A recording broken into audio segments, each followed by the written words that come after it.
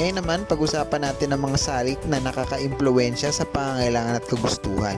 Ang salik sa English ay factors. Ibig sabihin, itong mga bagay na to ay nakaka-apekto kung ang isang bagay ba ay may tuturing na pangangailangan o kagustuhan ng bawat tao. Una na riyan ang tinatawag nating edad. No? Nagbabago ang pangangailangan at kagustuhan ng tao depende sa edad ng tao. May ibang pangangailangan at kagustuhan ng mga bata, may ibang pangangailangan at kagustuhan din ang mga matatanda. Obvious example dito ay hindi kinakailangan ng mga matatanda ng gatas, ng bote, ng diaper at iba-iba pang pangangailangan ng mga bata. Ngunit syempre meron ding gatas na pangmatanda, diaper na pangmatanda. Nag-iiba-iba ang pangangailangan ng tao depende sa kanyang edad. Kung sa kagustuhan naman, halimbawa ang mga bata ay mahilig sa mga matatamis sa pagkain, di ba? Halimbawa ay mga ice cream, mga candy, samantalang hindi naman yun ang hilig ng ilang mga matatanda. Tumunod ang tinatawag nating antas ng edukasyon o kung ano ang pinag-aralan ng isang tao. Ang tao ba ay umabot lamang sa elementarya, nakatapos ng high school, nakapagtapos ng kolehiyo o mas mataas pa sa kolehiyo ang kanyang tinapos. Nakakaapekto ito dahil karaniwan na ang mga tao na may mas mataas sa pinag-aralan, sila yung may mas malaking posibilidad na mas maging mapanuri o mapili sa kanilang mga pangangailangan at kagustuhan.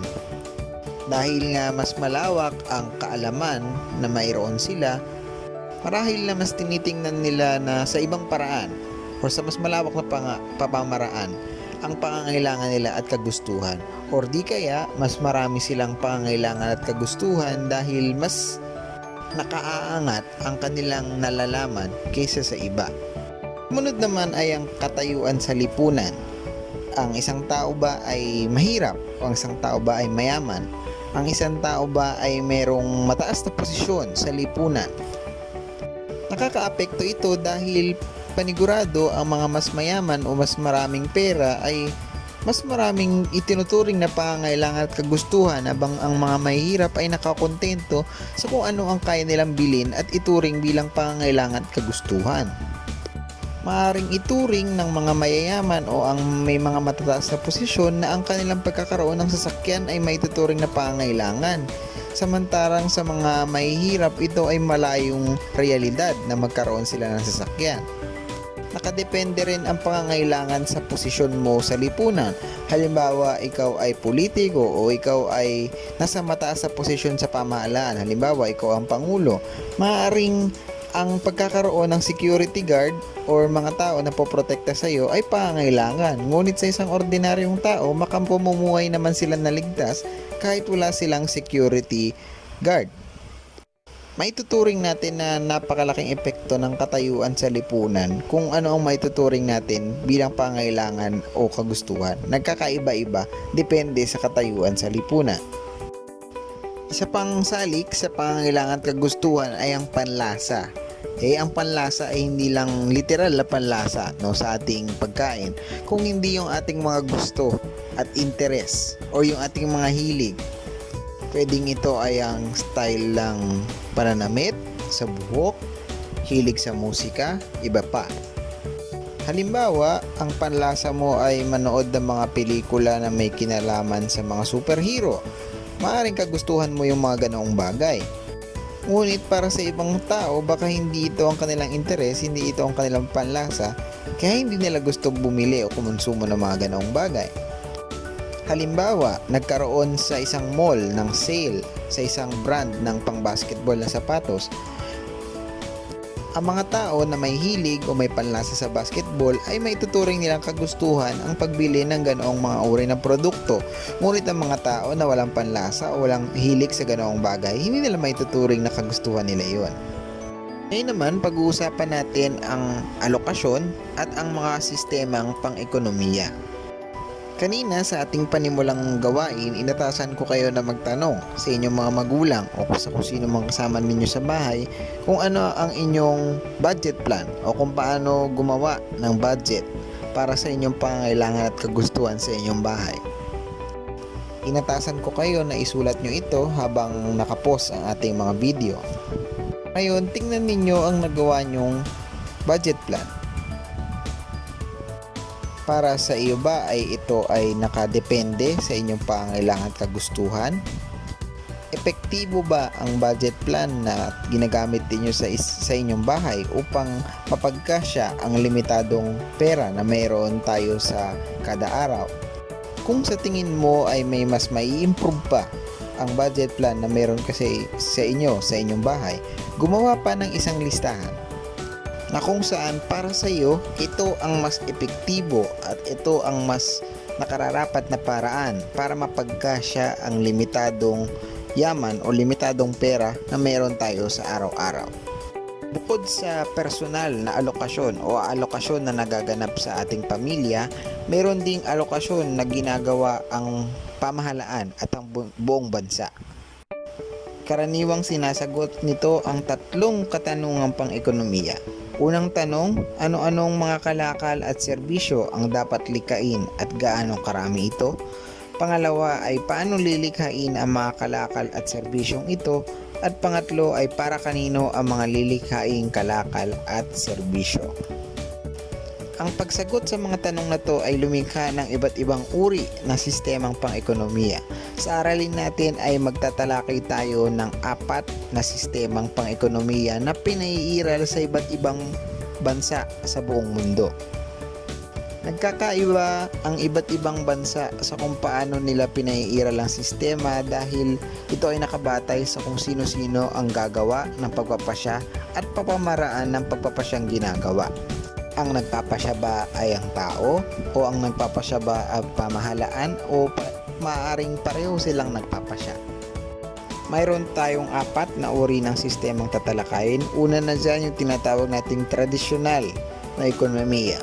Pag sinabi nating tradisyonal na ekonomiya, ito ay nakabatay sa tradisyon, kultura at paniniwala ng lipunan. Ibig sabihin, kumukonsumo sila base sa tradisyon. Binibili nila kung ano yung kanilang o kung ano yung naaayon sa kanilang tradisyon. Ibig sabihin, wala masyadong paggamit dito ng mga kagustuhan o pagbili ng mga kagustuhan dahil sa tradisyon nakalagay lang dito kung ano yung ating mga pangunahing pangailangan, no? Yung pagkain o nakagawi ang pagkain, yung struktura ng tirahan na meron din sa ibang mga kabahayan o yung tradisyonal na tirahan at yung tradisyonal na damit. Masasabi natin na ang tradisyonal na ekonomiya ay umiral noong unang panahon na nakabatay lang talaga ang pagkonsumo ng tao o mga bagay na binibili ng tao, ginagamit ng tao sa kanilang tradisyon.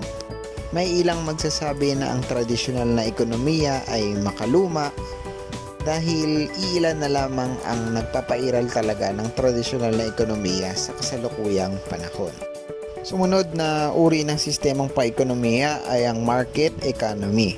Pag sinabi nating market economy, ang produksyon ng mga kalakal at serbisyo ay nagaganap sa malayang pamilihan. Ibig sabihin, ang sinusunod ng market economy ay ang demand ng tao, ang kagustuhan ng tao.